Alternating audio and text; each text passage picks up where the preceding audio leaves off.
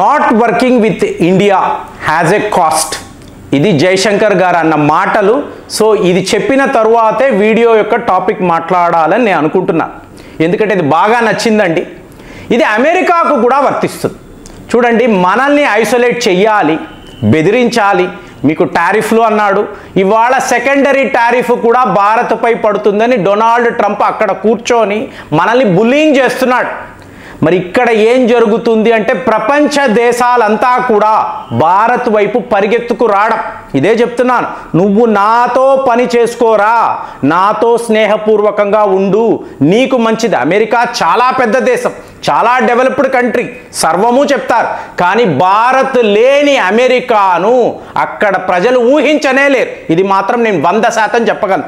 మన యొక్క సహాయం లేకుండా అమెరికా సర్వైవ్ అవుతుంది అంటే అది చాలా గొప్ప విషయము.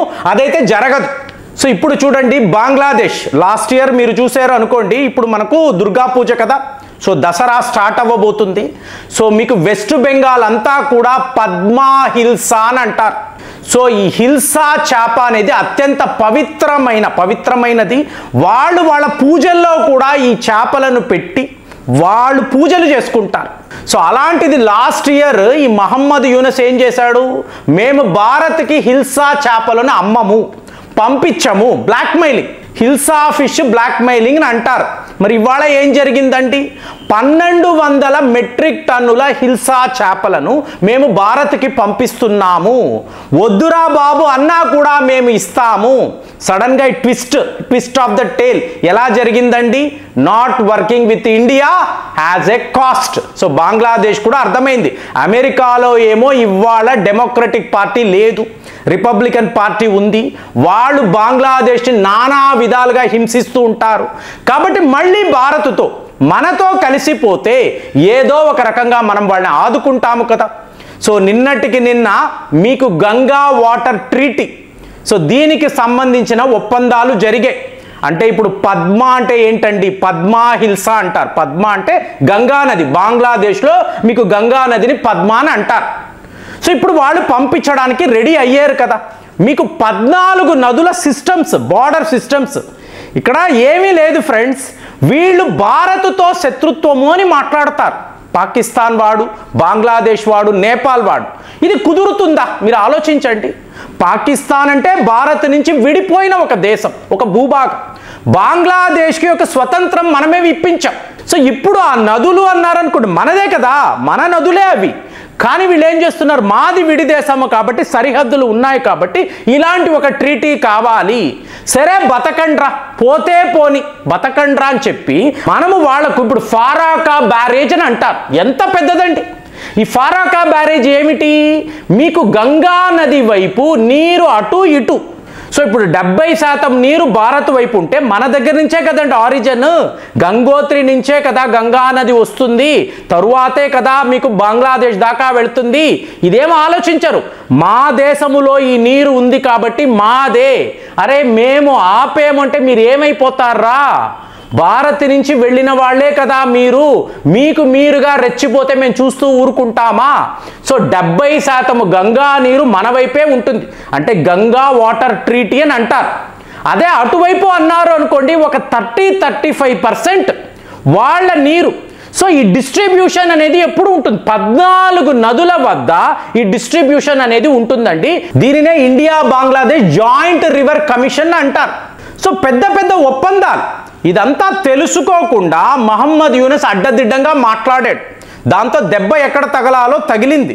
ఇవాళ మళ్ళీ మనతో బేరసారాలకు రావడము, మీకు హిల్సా ఫిష్లు పంపిస్తాము, దయచేసి మీరు ఇలా నీటిని ఆపకండి, గంగా వాటర్ ట్రీటీని మళ్ళీ రివైవ్ చేయండి, ఇదంతా మాట్లాడుతున్నారు. సో మనము కూడా, ఎందుకంటే ఇప్పుడు ఇలాంటి చెత్త నాయకులు ఉన్నప్పుడు మనం ఏం చేయలేమండి, మనం ప్రజల గురించి ఆలోచించాలి. ఎందుకంటే అక్కడ నివసించే వాళ్ళు కూడా మన వాళ్ళే అనుకొని మనము వాళ్ళకి ఏం చెయ్యాలో చేస్తూ ఉంటాం.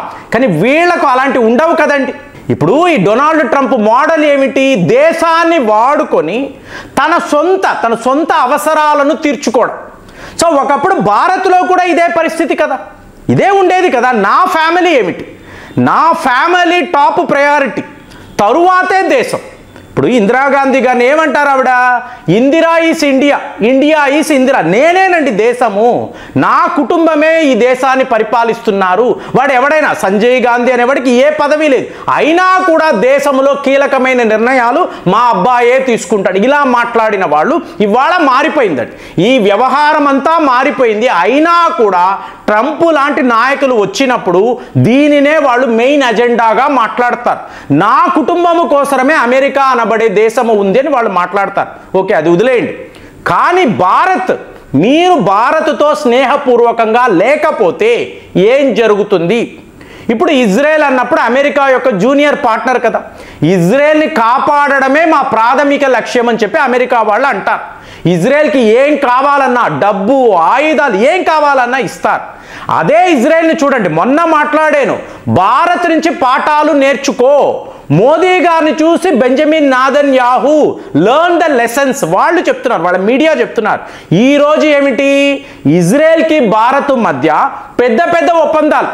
ఆల్రెడీ ఇజ్రాయెల్కి సంబంధించిన ఎన్నో సంస్థలు, ముఖ్యంగా రాఫెల్ ఇండస్ట్రీస్ అంటారు, వాళ్ళు భారత్లోనే ఎన్నో ప్రాంతాల్లో వాళ్ళ ఫ్యాక్టరీలు ఉన్నాయి. బారక్ 8 లాంటి మిజైల్స్ వాళ్ళు ఇక్కడే తయారు చేస్తారు. అంటే అంత క్లోజ్ ఫ్రెండ్షిప్ ఉంటుంది ఇండియాకి ఇజ్రాయెల్కి. సో ఇవాళ ఇజ్రాయెల్ ఏం మాట్లాడుతుంది? మనం బైలాటరల్ ఇన్వెస్ట్మెంట్స్ చేద్దాము, అంటే మేము భారత్లో పెట్టుబడులు పెడతాము, భారత్ కూడా ఇజ్రాయెల్లో పలానా రంగములో, ఎక్కడ ఆటోమేటిక్గా డిఫెన్స్ రంగము, ఇన్ఫ్రాస్ట్రక్చర్, టెక్నాలజీ, ఇన్నోవేషన్, సో ఇందులో మనము కలిసి మెలిసి పనులు చేసుకుందాము. అదే అనేది, నువ్వు భారత్తో కలిస్తే నీకు మంచిది. సో బంగ్లాదేశ్ అయిపోయింది, ఇజ్రాయెల్ అయిపోయింది, ఇవాళ ఖతార్ అన్నారు అనుకోండి, $10 బిలియన్ అమెరికన్ డాలర్స్ మేము భారత్పై పెట్టుబడులుగా పెడుతున్నాము. వాళ్ళు ముందుకొస్తున్నారు. అంటే మిడిల్ ఈస్ట్ దేశాలంతా కూడా కలిపితే $200 బిలియన్ అమెరికన్ డాలర్స్ ఒక్క భారతదేశంలోనే పెట్టుబడులు పెట్టడానికి. ఇది సౌదీ అరేబియా నండి, యునైటెడ్ అరబ్ ఎమిరేట్స్, ఖతార్, వీళ్ళందరూ కూడా భారత్లో కుప్పలు తెప్పలుగా ఇన్వెస్ట్మెంట్స్ చేయడానికి వాళ్ళు రెడీగా ఉన్నారు. సో వాళ్లకు సంబంధించిన మంత్రులు ఇక్కడ ఢిల్లీకి వస్తున్నారు. ఇజ్రాయెల్ యొక్క మంత్రి కూడా ఇక్కడికి వచ్చి నిర్మలా సీతారాం గారితో ఈ ఒప్పందాలు కుదుర్చుకొని వెళ్లారు. యూరోప్ యూనియన్ అయితే $135 బిలియన్ అమెరికన్ డాలర్స్ భారత్లో వాళ్ళ ఇన్వెస్ట్మెంట్స్. జపాన్ గురించి మాట్లాడాం, ఎంత? $86 billion American dollars.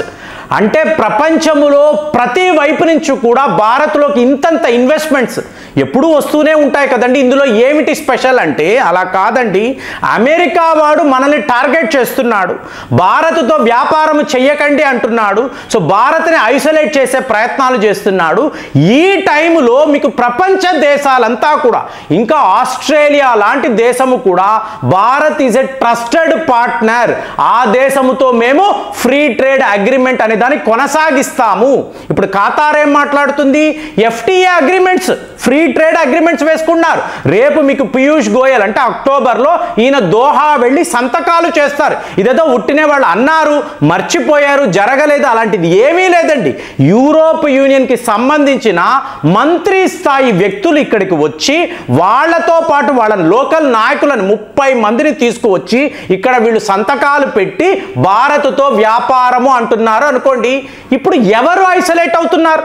America isolate అవుతుందా, భారత్ ఐసోలేట్ అవుతుందా? చూడండి, ఈ యుద్ధము అంతా కూడా రష్యా యుక్రెయిన్ అన్నారు, 51 దేశాలు రష్యాని ఎదిరిస్తున్నారు. ఇందులో నాయకుడుగా అమెరికా నిలబడింది.